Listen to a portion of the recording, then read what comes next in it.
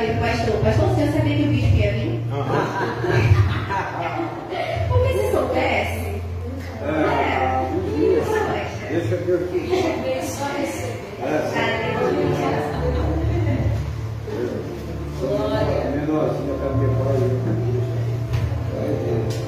Então, igreja, como o pastor falou, eu sou enfermeira, recém-formada, me formei esse ano em junho. E quando o pastor colocou no grupo que não iria ter a palestra porque o enfermeiro não estaria aqui, eu pensei, vai ter sim, eu sou enfermeira.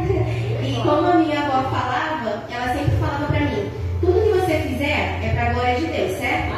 E aí quando eu comecei a fazer a faculdade, minha avó falava que o Senhor, ele com certeza iria me usar para poder ensinar a igreja algo que é útil, né? Extremamente útil. Como todos sabem, em setembro nós falamos sobre a conscientização, né, contra o suicídio. O dia mesmo é no dia 10 e, né, como estou tendo essa oportunidade, já faço uma palhinha que hoje é comemorado o Setembro Verde. Todos conhecem o que é isso, Setembro Verde? Conscientização sobre doação de órgãos, que é algo também muito importante.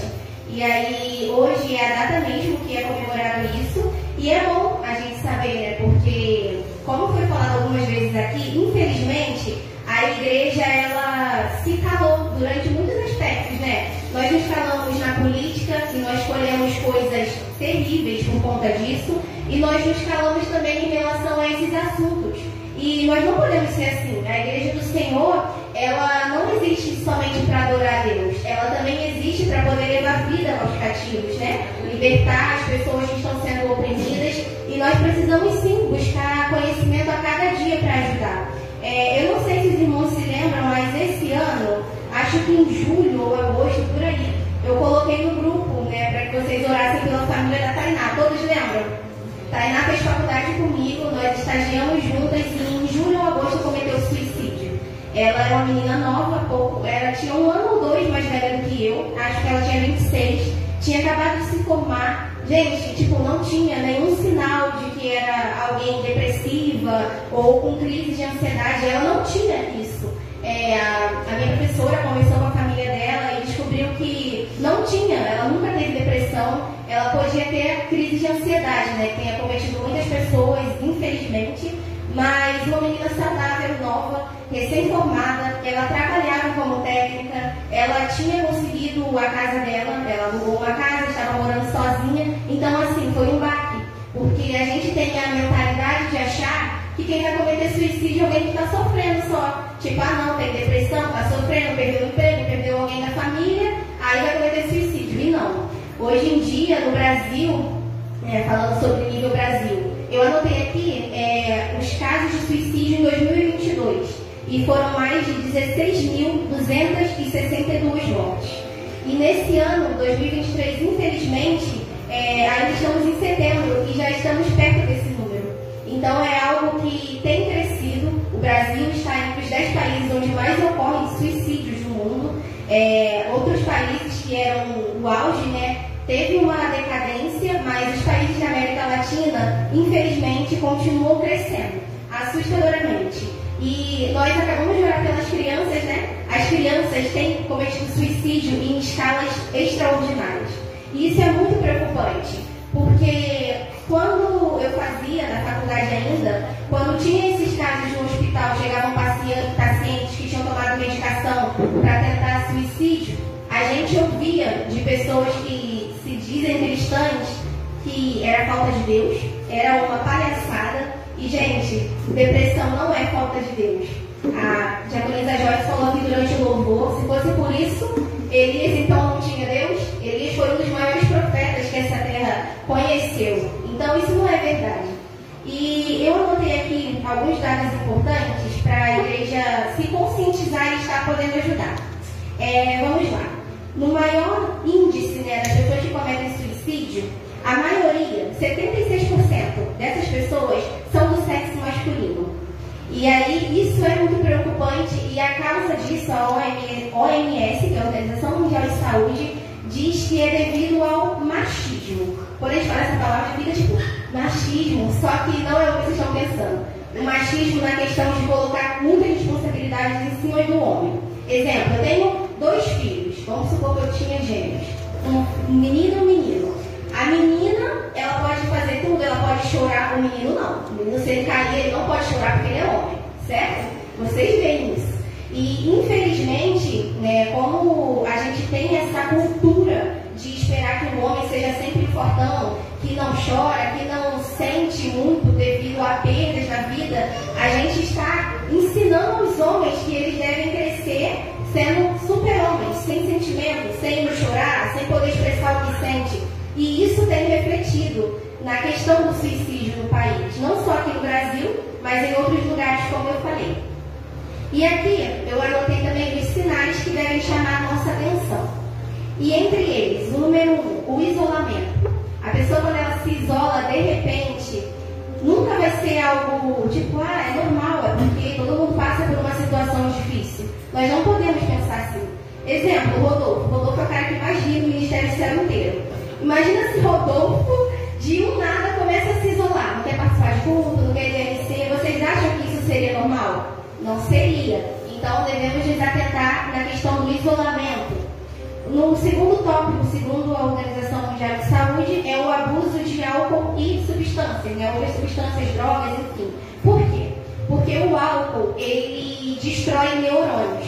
E os nossos neurônios cerebrais, porque não tem neurônio só no cérebro, né? Nós vamos falar do neurônio cerebral.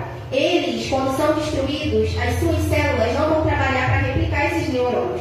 Se você nasceu com 30 mil, se eles forem morrendo, quando você chegar na velhice, você pode ter Alzheimer, você pode ter diversas doenças, porque esses neurônios foram sendo destruídos. E o álcool e outras substâncias químicas destroem. E nós temos visto hoje em dia, os jovens começam a beber com 14, 15 anos, fumar, gente. Esse negócio de cigarro eletrônico, gente, um perigo. Eu, quando fiz estágio na área da emergência, na Sala Amarela, fiz no Pedro II, tinha jovens de 25 anos já com problemas no pulmão devido a cigarro eletrônico. E não pense que é porque usou por muito tempo. Não. Em um ano você pode ficar dependente. E hoje em dia, esses jovens, eles não conseguem fazer muitas coisas por conta dessa DPOC, que é o nome, né? Doença Pulmonar Obstrutiva Crônica. E aí, é coisa simples, como eu estar aqui, eu parar, beber uma água. Eles não podem fazer isso. Por quê? Se eles tirarem a máscara de oxigênio, eles descompensam muito rápido. A saturação, né, o oxigênio no nosso cérebro, tem que estar entre 97 e 99. Esses jovens, pessoas que têm essa doença, se eles pararem para comer 2 biscoitinhos numa embalagem de biscoito, eles descompensam, tem que colocar máscara e fica nisso.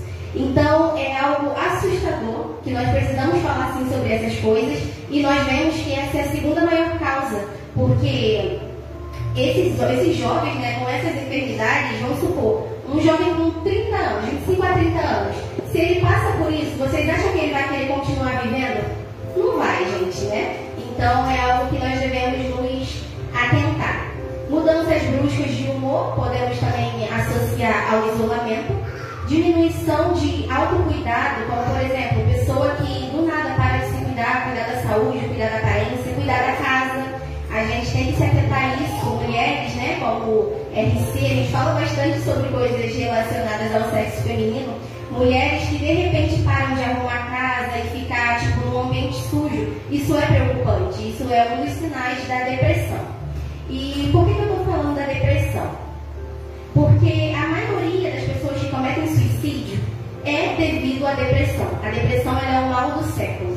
A depressão, transtorno de pânico, sabe? Porque tipo, tem a crise de ansiedade e tem ataque de pânico. Ataque de pânico é mais um nível acima. Só que essas doenças, elas têm acometido muitas pessoas. Eu conversando com a Japanesa Joyce há pouco tempo sobre crianças com transtornos mentais, né? Quando eu era criança, eu não via meus coleguinhas com um monte de transtornos que eu vejo as crianças hoje em dia. Então isso é devido ao quê? Nossa rotina, fatores ambientais, alimentação, tudo isso veio piorando. E a consequência está aí, uma geração que está cada vez mais doente. Hoje em dia, numa emergência da vida, você não vê só idosos. Tem esse mito que você pensa que, numa CTI, UTI da vida vai ser só idoso. Não. Hoje em dia, os jovens estão internando mais. Não só devido à depressão, não só ao uso de substâncias químicas, mas diversas doenças, como cardíacas, por exemplo. Hoje você vê adolescente de 14, 15 anos morrendo de infarto. Então, é algo, sim, muito preocupante. Vamos lá. É necessário procurar ajuda especializada para acolher e encaminhar para o tratamento adequado. Eu não sei se vocês sabem, mas, exemplo, se aparecer alguém precisando de uma ajuda, a primeira coisa que a gente faz, nós somos cristãos, vamos orar, certo? Temos que orar em todo o tempo.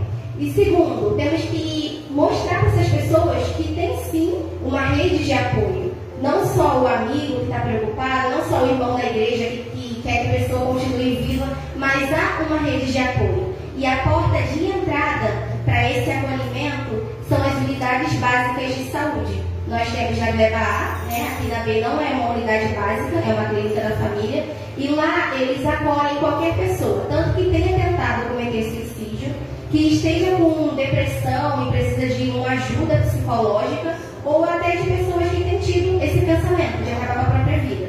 Se você chegar lá e falar, eu estou pensando em acabar com a minha própria vida, eles vão te encaminhar para um psicólogo, para um terapeuta, e eles vão tentar investigar bem profundo para te dar um diagnóstico para poder te ajudar. Amém? Todos entenderam? Vamos lá.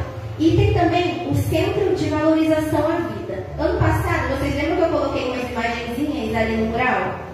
E numa dessas folhas estava sobre o Centro de Valorização à Vida, que é o CVV. Nada mais é que uma rede de apoio que atende toda a população. Tem um número, o número é 188, e você pode ligar 24 horas por dia, e essas pessoas que são voluntários, eles vão ficar conversando para poder ajudar essas pessoas que estão com pensamento suicida. E não tem apenas esse número, que é o 188. Vocês podem entrar em contato pelo e-mail ou pelo chat, que é o site da instituição, www.cvv.org.br. Depois eu compartilho no grupo da igreja para vocês deixarem salvo, porque sempre é útil. Tem também uma rede que é Pode Falar. Se você digitar Pode Falar na internet, vai aparecer um site. Nesse site você clica e é voltado para isso. Você pode tanto mandar e-mail para eles, tem o próprio link lá para você já encaminhar o seu e-mail, e tem também o próprio chat. Exemplo, não quero ligar para falar com ninguém, quero só conversar pelo chat. Vocês têm acesso lá para poder clicar e ficar conversando com a pessoa, e essas pessoas vão te dar todo o apoio e todo o encaminhamento que vocês precisam. E tem também, e esse Pode Falar, é importante falar, ele é um site voltado para jovens. Eles atendem de jovens de 13 até 24 anos. Por quê? Porque eu acabei de falar, tem crescido muito os casos de jovens cometendo suicídio e crianças nessa segunda infância, sabe? De 9 até 12 anos e estão cometendo muito suicídio. Vamos lá. Esse Centro de Valorização à Vida, eles atendem em média 8.000 ligações por dia. É muita coisa.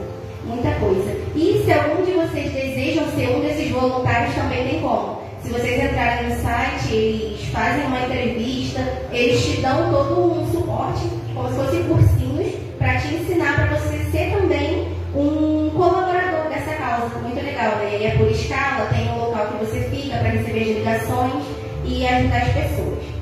Eu coloquei aqui, né? Que já falei. O Brasil está entre os 10 países onde o suicídio mais acontece. E no Ceará, né, mais especificamente em Fortaleza, na capital, é a cidade com o maior índice de suicídios, por causa de preconceito e do estigma associado ao suicídio. Ou seja, no Nordeste é sim o local onde mais ocorre suicídio, porque infelizmente lá não é igual aqui no Sudeste, né? Rio, São Paulo, Espírito Santo.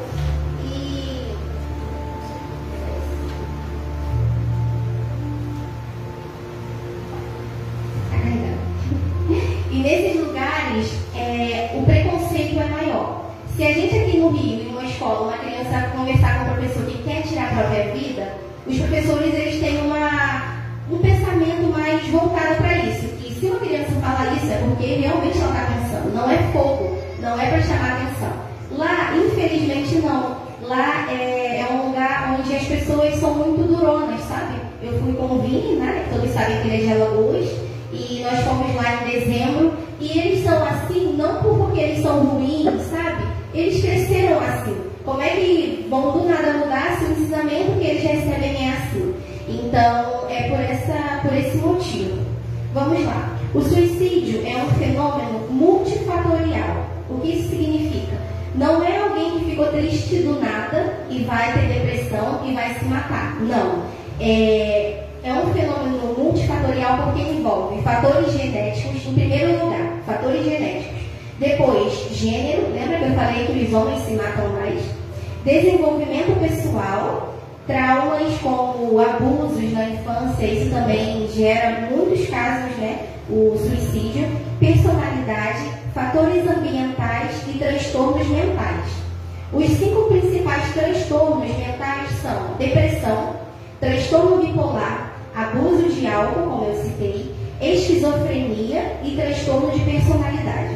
E por que eu coloquei aqui? Eu foquei na depressão. Porque o Brasil, ele é um dos países que mais tem casos de depressão também. Está entre os 10 que mais cometem suicídio, mas é um dos países com maior índice de depressão. E como eu falei também, quando algumas pessoas tomam medicações para poder tirar a vida e vão para o hospital, geralmente são enfermeiros que acolhem para poder fazer, né? Dar medicações para vomitar, coloca no soro, enfim, para poder não ter um efeito e acabar tirando a vida da pessoa. E até na rede de saúde, a gente escuta os profissionais falando que é fogo. E infelizmente, nesse caso da minha amiga, teve uma pessoa que falou, porque tipo, ela tomou medicação e tal, ela era da área da saúde, então ela sabia o que estava fazendo. E eu ouvi a pessoa falando, que se matar se joga na frente de um trem. E gente, como eu falei aqui, a depressão é uma doença. Como que ocorre a depressão? Nosso cérebro é dividido em várias partezinhas. Eu queria o meu amigo da Show, mas logo na minha vez, sabe aquele hino? Bem na minha vez, é a minha música. E nessa imagem do cérebro, nós vemos várias partes. Tem um hipocampo, que é bem aqui na frente, tem um hipotálamo, hipófise, várias partezinhas, tipo um quebra-cabeça bem pequenininho. E a depressão, ela é um desequilíbrio químico. E deixa eu ir aqui na parte da depressão, porque eu fiz um negócio muito bonitinho.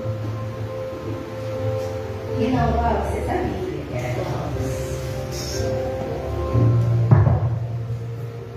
E vamos lá. Deixa eu achar primeiro. Diminuição de neurotransmissores, principalmente serotonina e noradrenalina. Então, quem está com depressão, se fizer um exame, vai acusar no exame da pessoa que o nível de serotonina, de noradrenalina e de dopamina também, em pouca quantidade, está baixo. E isso é tão sério que os cientistas, há um tempo atrás, eles fizeram um teste em ratos de laboratório. Eles pegaram vários ratinhos, eles fizeram procedimentos, né, no cérebro dos ratinhos para que diminuísse esses níveis de hormônio. E era tão sério, eu não sei se todo mundo aqui sabe sobre criar roedor, hamster, porquinho, enfim. Eles são bichinhos que eles são desesperados por natureza. Eles tentam acumular comida porque um dos maiores medos dos roedores é não ter comida. Por isso que eles juntam muita comida. E esses cientistas descobriram que quando mexeram no sistema, né, cerebral dos ratos, eles pararam de ter o desejo de comer. Eles colocavam eles em gaiolinhas com tubos, enfim, e colocavam a comida num local longe, escondido. Os ratos morreram de fome, porque eles não tinham a vontade de ir andando até a comida. Beber água, a mesma coisa. Se deixassem um potinho com água, eles bebiam. Se afastassem um pouquinho, eles não iam beber. Se isso acontece com animais, você tem noção de como acontece com o ser humano? E aí é um dos sinais, pessoas com depressão, eles param de comer. E eu li no livro do Augusto Cury que ele fala que isso é tão sério, que moradores de rua, mesmo em condições precárias, eles reviram lata de lixo para buscar alimento para comer. Pessoa com depressão pode estar sentada numa mesa, num banquete, ele não tem essa vontade. E não é fogo, não é falta de Deus. É algo que está acontecendo no cérebro da pessoa, está tendo um desequilíbrio. E a questão hormonal é tão séria que vamos falar sobre a gravidez. Todo mundo sabe que quando a mulher está grávida, produz 2 hormônios em um nível acima. Se esses hormônios baixam, o que acontece? A mulher aborta o bebê. Então a questão hormonal é muito séria. E é essa questão que gera a depressão na pessoa. Todos estão entendendo? Alguma pergunta? Olha só, pastor. Controla o seu ovelha. Vamos lá. Ainda falando sobre esses neurotransmissores, que é a serotonina e a noradrenalina. Eles são caracterizados, quando tem essa baixa, né, desses neurotransmissores, os sintomas específicos são tristeza, perda de interesse por qualquer coisa, gente. Se uma pessoa ama viajar e alguém chega assim, aqui sua passagem está comprada, a pessoa não vai ter nenhum prazer de ir. Para vocês verem o nível, é muito triste. Vamos lá. Onde eu estou? Perda de interesse. Adelonia, que é a perda do prazer, até pelo prazer de viver, isso fica claro, porque quem tem depressão quer morrer a todo tempo. Gera falta de apetite, que eu acabei de mencionar. Eles ficam com um sentimento de culpa, baixa autoestima, distúrbios no sono e falta de concentração.